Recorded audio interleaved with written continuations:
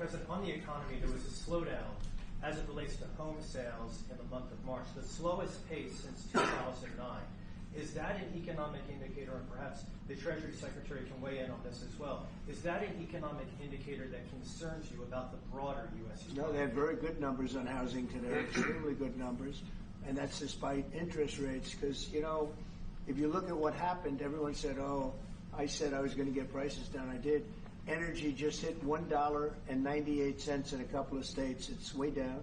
Energy's down, and we're about $64 a barrel.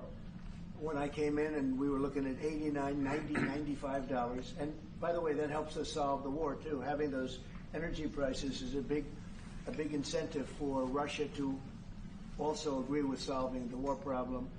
Groceries are down. When I was with you 2 months ago, you were complaining about eggs. I said I just got here. I was here for about a week when the press started saying about eggs have gone through the roof. I said, I just got here. Tell me about eggs. And they have been. They went through the roof and you couldn't get them. So we just had a big Easter egg hunt at the White House. Thousands and thousands of eggs. And the price was down 87%. So we did a great job. Housing is doing very well. We should lower interest rates. That's the Fed. I hope they lower interest rates. That's a smart thing to do. Be ahead a little bit, although already it's a little bit late. But in the end, we just have a great country. We have a very strong country, and we have every other country. I can't think of one country that doesn't want to negotiate a deal. And they either negotiate a deal or we set a deal that we think is fair. Because we don't have to go through all of these. It would be physically impossible. You know, you have so many people that really understand it, which is a very small group of people here. And we are going to, at some point, just set prices for deals. Some will be tariffed. Some treated us very unfairly. They'll be tariffed higher than others.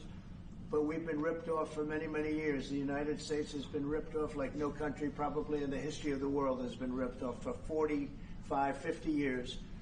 And countries have gotten rich by doing that with the United States. We've taken care of their militaries, and military is another subject we talk about. We're not going to make that subject to any of the deals, but you know the same countries that I do where we virtually take care of their military and then don't get treated fairly on trade. So the people, and I don't blame those countries, I blame the people that sat at that beautiful desk right behind you, because those people didn't do the job for this country, and they let us lose $4 billion a day on trade. We were losing $4 or $5 billion a day on trade when I got here, and now we're going to be much better than breaking even, and we're going to be making $4 or $5 billion a day on trade.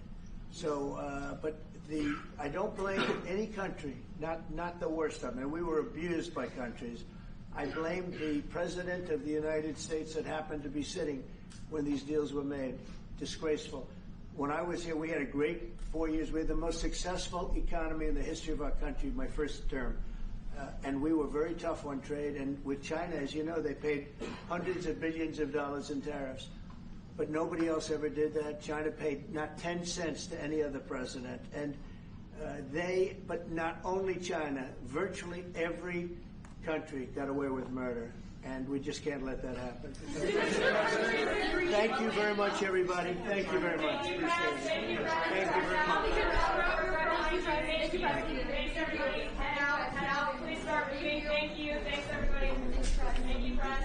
Head out. Let's go. Thank you. Keep going. Keep moving. Thank you. One little mistake is over.